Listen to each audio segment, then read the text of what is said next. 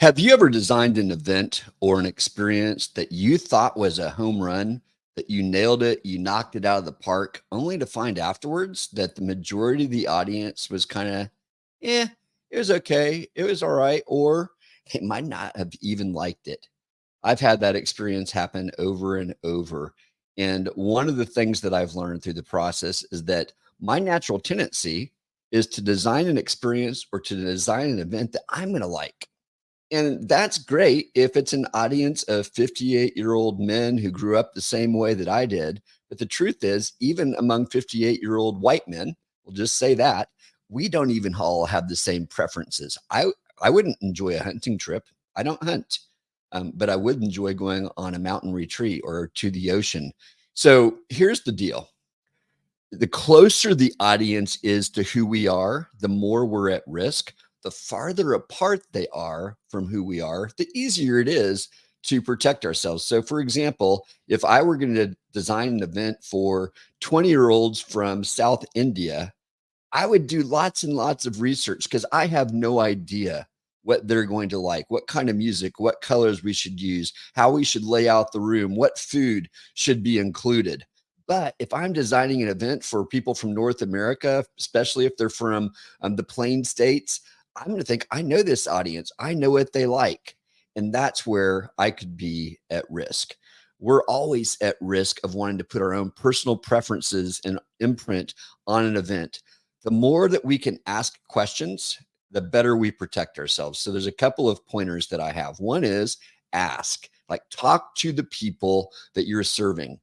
You may have a customer, like let's say you're an event planner and you do events for other people. Your customer is one person you should ask, but you also need to ask the people in their audience because that person has personal preferences that may or may not be what the audience prefers. Obviously, you have to serve the person that's paying you, but understand who they're trying to serve and try to collaborate together on understanding those needs. So the more directly you can ask questions of the audience. So I'll give you an example. Use something simple like music. For years, I planned the playlist for our event and I picked songs that I thought would work because, I've got a background in doing that. I was a worship pastor for 20 years. So I've been planning worship for a long time.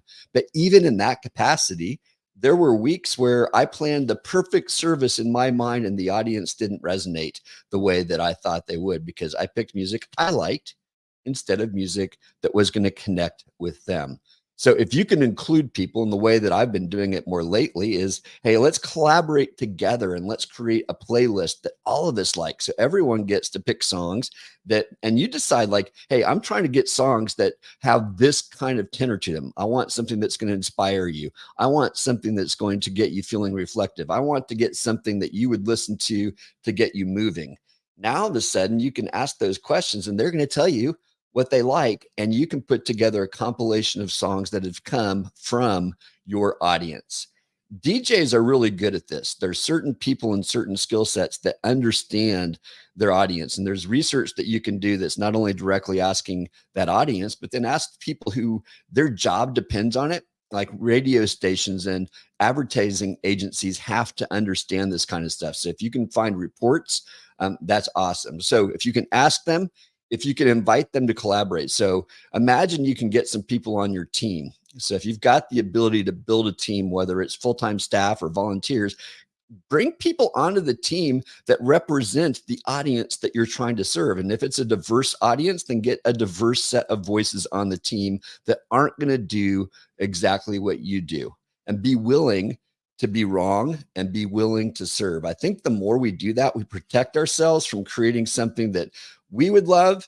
And now we're creating something that they will love, which at the end of the day, we're creating events and experiences to be unforgettable for them, not for us. Now, if it's a party for yourself, then of course it should be designed exactly the way you want it. If you're planning your funeral, if you're planning your wedding, if you're planning your birthday party, then yes, it should be something that you would love. But if you're designing an event for somebody else, get to know who that audience is and invite them into the process and watch something emerge that maybe you would have never imagined, that they're going to walk away saying best event ever, and you will be a rock star. I'd love to know what you think. I'm Phil Mershon with Unforgettable Experiences. Hope you have an amazing weekend, and we'll see you next week.